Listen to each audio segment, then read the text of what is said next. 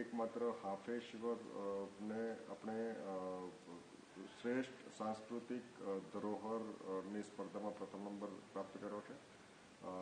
સાંસ્કૃતિક ધરોહરની કેટેગરીમાં જે ગુજરાતને આ સ્થાન મળ્યું છે, ખાસ કરીને હાફેશ્વરને આ સ્થાન મળ્યું છે, એ છોટાઉદેપુર જિલ્લા અને ગુજરાત માટે ગૌરવની બાબત છે. વિશેષ કરીને હાફેશ્વર ગુજરાત, મહારાષ્ટ્ર, મધ્યપ્રદેશના ત્રિભેટે આવેલું છે.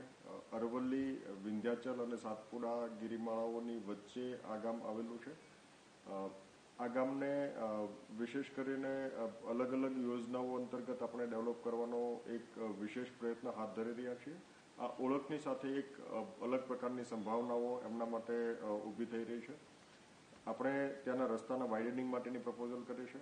સાથોસાથ inland waterway authority of India તરફથી એમના જેટી માટેનું પણ પ્લાનિંગ ત્યાં થઈ રહ્યું છે. TCGL મારફતે ત્યાં પ્રવાસન સ્થળ તરીકે વિકાસ થાય, વન વિભાગ મારફતે પણ વિવિધ ઇકો ટુરિઝમ સેન્ટર તરીકે ડેવલપમેન્ટ થાય એ માટેના પ્રયત્નો હાથ ધરવામાં આવ્યા છે. SSNL પણ SOUના એક્સટેન્શન તરીકે વિચારે છે અને એ દિશાના પ્રયત્નો હાથ ધર્યા છે. ત્યારે વિશેષ કરીને આ ગામ આપણી સાંસ્કૃતિક ધરોહર અને જિલ્લાની ઓળખ બને અને સાથોસાથ અન્ય પ્રવાસન સ્થળો, એની આજુબાજુમાં જે પ્રવાસન સ્થળો જેવા કે તુરખેડા, નાખલ ઝરણું, ઉડેટ, ભેખડિયા, એ સિવાય ત્યાં ધારસીમેલ ધોધ વગેરે અન્ય જે સ્થળો આવેલા છે એને પણ વિશેષ પ્રવાસન સ્થળ તરીકે એક ઓળખ મળશે અને વેગ મળશે એવી મને આશા છે.